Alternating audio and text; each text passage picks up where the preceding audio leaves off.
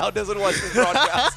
Free Fire is up to match number 2, Kalahari, and it looks like the flight path is going to be equally as fair. Oldhampton all the way down towards Stone Ridge, opening up the full map for everybody to dance on. Yeah, so it's still going to be even split actually in this flight path, though this time it's coming from the northwestern side down to the southeast. And are there any big hot drops to keep an eye out for? I don't really see much except for Flash actually apparently hot dropping onto EVOS Divine.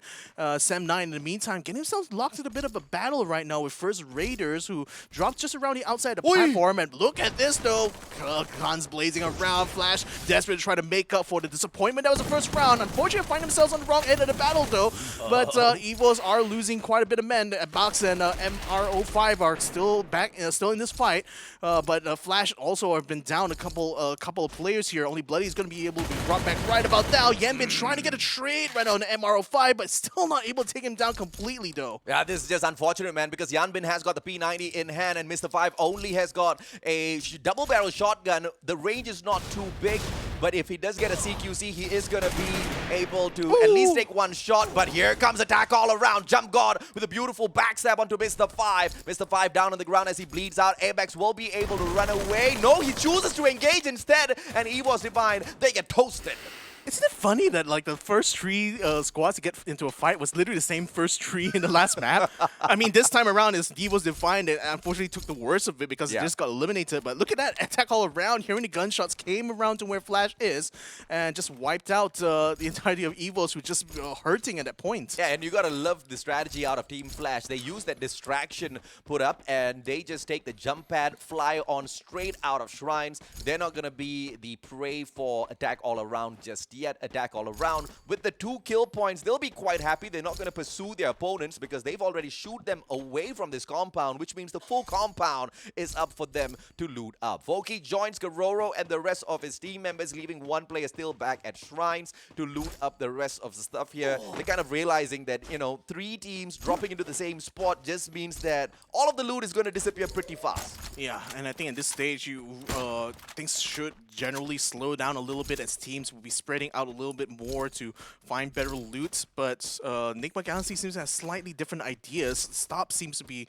going quite ahead of his teammates here to try to scout out who's on the platform. He's already getting some return fire, so they know that he's at least able to spot at least 1 sniper, but he needs to get a little bit more information right now, and just keeping an eye on that skyline there tells me that perhaps they want to make a move towards that platform in the next circle. But nevertheless, though, the rest of NIGMA Galaxy is still gathering as much resources as they can, and so far, Dio only has a single glue wall to his name right now. Definitely needs a little bit more, especially if he wants to have a good chance by the final circle. In the meantime, EVOS Phoenix is still lurking around the outside of the platform, while First Raiders, they seem to have taken control over Refinery here with no one left defending this point right now. So, like I said, at this point, I think things will start to slow down a little bit as teams are spreading themselves out, trying to gather as much information as they can, while at the same time maintaining good positionings in anticipation for that next circle. Some coins out there for the picking, and First Raiders will be able to buy their team members right back if at all things do turn sour out there on the battlefield, as it might at any point, at any second whatsoever. Especially thanks to those jump pads, man. You just never know who's going to be flying straight into your compound. Command post taken over by EVOS Phoenix with nobody else to disturb them, which only can mean loot all around with quite a decent positioning as well, because they don't really have to move by the time the next circle comes hunting in. Yeah, just one thing I've been thinking about right now actually is like the way that final fight turned out in that first map. It just like I mentioned before, you know, EVOS Phoenix and Expanse were too focused on each other to the point that the third parties, First Raider and Heavy, were able to eliminate them completely. So I think that in this situation here, what a lot of these teams will have to fight the temptation to is to do split fighting, basically like going in squads of just 2 members and trying to find fights in other areas and potentially opening and spreading out the amount of fights. But I think in this grand finals here, it's too important really to be split up like that. Especially look at this, like if you imagine if that guy had alone. Osaka would take the shot like without any hesitation. Now he knows that a squad is there. He has to set up a more defensive position. So I think like sticking together and committing fully to any team fight is probably going to be the way to go here in this early stage of the grand finals. Also not the best gun to be spotting out players from such a distance. You've got the AWM, different story altogether. Single shot possibility to down your opponents out there in the open, make them scramble, force them to use their glue walls as well as med kits once they pick up their team member. But with the Scar, you're barely going to be able to scar them. Yeah, no pun intended. No pun intended, indeed. Nevertheless, though, I think teams are just mostly taking every step with absolute caution here, because the last thing they will want is to be caught with their pants down wide out in the open. So King of Gamers are so far confined to confinement. Looks like they're already starting to spread out a little bit, just keeping their gun sights aimed just across the river here. And I think they were spotting Team Heavy, which just entered into the area here to loot, and so far have been avoiding any kind of confrontation really with some of the other squads. But sooner rather than later, the circle is inevitably going to gather a lot of these squads closer to each other. So it's either you decide now to start going for that roam strategy and perhaps try to catch some teams off guard, or literally save up your energy for the final fight. I love the positioning here by Darkall, flanking towards the left-hand side, but I don't know if that was already planned or he was just there when NIGMA Galaxy of all teams decided to show up in the exact same spot. Refinery taken over by First Raiders, which means they do have that bird's eye view over the whole situation. NIGMA Galaxy, they've got the mechanical capability to handle anything and everything, but Darkall's not waiting to find out exactly what happens if he does get into a battle. Pulls out the time turner very smartly, and that's going to be the perfect defense with just one glue wall wasted in the whole defensive maneuver. You got to praise him for that. Yeah, like I said, you don't want to be caught out alone, and Darkall did the most logical thing by regrouping with the rest of his team, because he knows that it's not up to him to start the fight. The whole team must fully commit in order to have any chance of success, because if a third party comes in at any point and you're still stuck in that battle, you're going to be disadvantaged, the third party is always going to have massive advantage in battle royales, so you don't want to expose that kind of weakness here. Regardless, though, Expanse are still taking control over the platform here. It seems like First Raiders have been forced to pull back a little bit, and now actually being corralled around here by EVOS Phoenix, who has control over the ground, while the rest of First Raiders are still up by the cliff side. But look at Phoenix, they're climbing all the way up. A time turner is brought up as Joanna is trying his very best to find an opening, but Darkall is trying to suppress him with that sniper rifle right now, but EVOS still trying to make that climb. First Raiders now desperate to try to keep them off of their heels here, are just going to continually rain them with lead from the top of the cliff side, but Phoenix so far haven't been knocked down or even stopped at this point. In fact, they already got a knockdown of Souza already getting a kill there right from the get-go. This literally just, paints out exactly what I was talking about earlier. They are going to eventually find the players of EVOS Phoenix with their hands pretty free. And that just means they can fire right back. Darkall saves himself with just a sliver of health left on him. Tops himself right back up. Lozzie responds with a couple of fires. That grenade eats up Reddy. And Reddy finally drops down onto the ground. What a shot by Lozzie. Moshi is the last person standing, and it looks like from EVOS Phoenix as the rest of them gets cleaned up. And he's in a world of hurt of his own right now, because he's being caught up. He does have a grapple gun, so that's going to allow him to get some distance between himself and First Raiders, and that's going to land him straight into the revival zone that's in Refinery, so perhaps you'll be able to work things out.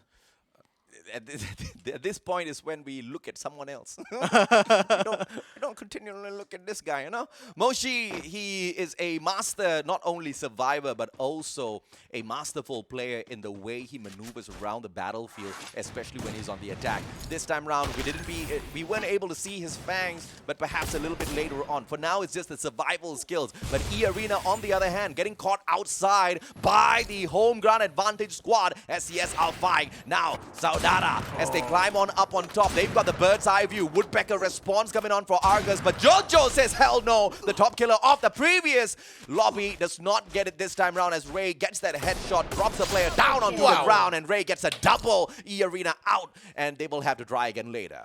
Oh, that was a nice shot there, actually. Beautiful. Beautiful one indeed from says ALFAINK. And yeah, a bit unfortunate for that other team there because, again, like that was a very long shot. Definitely did not see that coming here. But nevertheless, they were still inside the blue zone, so they have some vehicles, and that's going to allow them a quick exfil out of Mammoth right now. So says ALFAINK, again, one of the home ground teams here in this competition, already has a grenade launcher in hand, so you know where they have their sights firmly set on. It's going to be in that final circle for sure. Let's see exactly what Team Saudara can do a little bit later on. But for the time being, it seems like the home ground advantage is giving them that extra bit of confidence to step into some of these fights and walk away the victors. Darkall finds a long-range headshot onto a player from the side of Expand, but no kill coming through just yet, which means Expand has managed to block more subsequent shots and save their team member. But a lot of action out there in Kalahari, with the difference in terms of elevation keeps all of these teams hunting for more shot after shot. Attack all around. They're looking all around, but find no one. Yeah, and I see it Expand has already taken control over the platforms on Refinery, so they're kind of having a bit of a rehash of the strategy they had like in the last map, where if you remember right, they took control of the clock tower, which is technically the highest point in the area, but looks like they're also trying to see whether or not they can make that strategy work out here in Kalahari. So I think it should be more effective.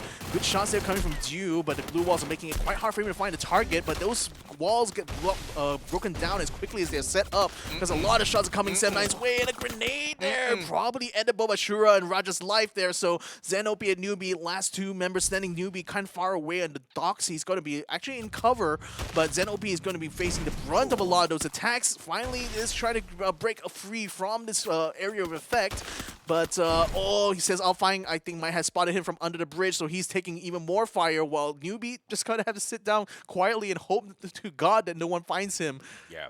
And Sem9, of course, just a little unfortunate there, being caught out by two teams at the same time. But SCS ALFAINK helps out Sem9 as they attack NIGMA Galaxy head on. This backstab is forcing NIGMA Galaxy to reposition. They toss a grenade right back in, and Expand appears out of nowhere. And look at this, they've also got a grenade launcher in hand. NIGMA Galaxy in a lot of trouble because Expand, they've got the grenade launcher plus the high ground advantage. Roy down on the ground. The grenade launcher cannot pop off just yet. Dew as well. He turns around. He wants to take those headshots. First shot does not get it, second shot doesn't get it as well, and Dew wastes his opportunity. Yeah, that's the thing. Like, they have to really quickly, rapidly try to turn it around, but it doesn't seem to work out at all. Of us says ALFAINK is again themselves completely eliminated, but now it's going to be a bit of a standoff. NIGMA Galaxy still on the ground, the second floor, while Expand is up on the rooftop. What? What the heck was that shot there? Darkall taking out another heavy there. King of Gamers getting eliminated by a grenade from Attack All Around. You know, Caramel, he just saved Fugod from beyond the window. That's just masterful play. Side attack by Expand, and they managed to get the player down onto the ground, all thanks to Cobra's attack from the back. The charge buster's perfect. NIGMA Galaxy about to bite the dust with the final player in here, and it looks like Expand might just be the ones to get the job done. But Dew from afar manages to find Roy and puts him out of the equation as well. No backup coming through from the rest of the Expand players just yet, and Dew has managed to nick one off, and he quickly runs away from that spot. Will he survive, or will we see a little bit of revenge here? No revenge whatsoever. Masterful play by Dew. Yeah, but here's the thing though. I think Expand still has a full squad. Attack All Around now going to get shot upon by Dew, who at this point is just literally doing damage control right now as far as his team is concerned. But he's actually nailing those shots though, which is actually making things a lot harder. Everyone else, X right now trying to confront Dew, but didn't manage to successfully take him down. Dew continues to take even more shots right now with his Barrett 50 now. Tries to take the Cobra. Duel comes in the way, but no! Flash is the interloper in this case though, and to actually save Dew from having to continue to fight his way out. Holy mama, how's this guy still alive? Dew chipping away at all of the players from the side of Expand, allowing the other teams to take the kills. Dew doesn't care. Dew just wants to be the guy who puts on a hell of a good show out there in the world today. But can he survive? Can he get into the circle? He's dropping his health right back up, and it looks like NIGMA Galaxy still alive and kicking all thanks to the one and only Dew. Foki brings back impact jump guard as well, and attack all around. They've got a solid place this time around, but look at this Team Flash in the final circle, 4 players, and they've got 9 kills already. It looks like they were pissed off after Bermuda. Yeah, they were certainly pissed, and jump guard. Well, that's not a jump that jump guard's going to be happy with. Taken down even before he can land his feet on the ground. Now, Sem9 is getting kills of their own. They already took down Bloody, so Flash is down to 3, but watch out for attack all around. It's starting to creep in the circle. They do have a grenade launcher in hand, and they're using it right now to try to keep Flash suppressed. Shin is very, very low right now. He's going to need some backup. Yemin's going to try to wrap around, but he has to keep an eye out for Sem9, who are coming in from the west side. Oh, Grenade's going to be coming out now onto attack all around, forcing them to try to maneuver out of the way, but it's still not able to get a kills down. Still not able to get a knockdown. Shin throws out a trip mine, and nobody's going to be saying hello to him just yet, but Karoro, how in the world did you hit that shot? Ashura down on the ground. Karoro still aiming through the freaking fences, and he manages to get 2 shots in a row. Sem9 says bye-bye. Attack all around now. Wants to look for Team Flash. This is, I believe, a equal fight. It's a 3v3. Shin already charging up the grenade. Forky sends one right back, but it's only the glue wall busters that are delivered back and forth, which means not much defenses. But with the bridge right down below, both teams trying to play troll against each other. Yeah, but the thing is that how much health can you trade, really? Attack all around has 2 members already on full damage here. Yanbin is going to be taking some damage of his own. Very, very low. He is going to get knocked down. Okay, Flash now down to 2. Attack all around still has 3, and they have them surrounded underneath the bridge. And this is just a 2v2 now as they circle around. No, the third player, I believe, is going to be picked up now, unless Bio can do something about it. He's spotted out already. And Karoro finishes off Team Flash without even picking up his team member. What a play by attack all around. This time, defense was there too. Yeah, Thailand finally delivers the blow here, taking the second booyah of the day. But guess what? It's attack all around as the one carrying the flag for the nation here. And boy, did they just come just in time. My goodness, what a game. What a freaking grand finals do we have on our hands here. I mean, every single match, every single engagement so far out there on the battlefield has just been phenomenal, Victor. Like, you know, like I said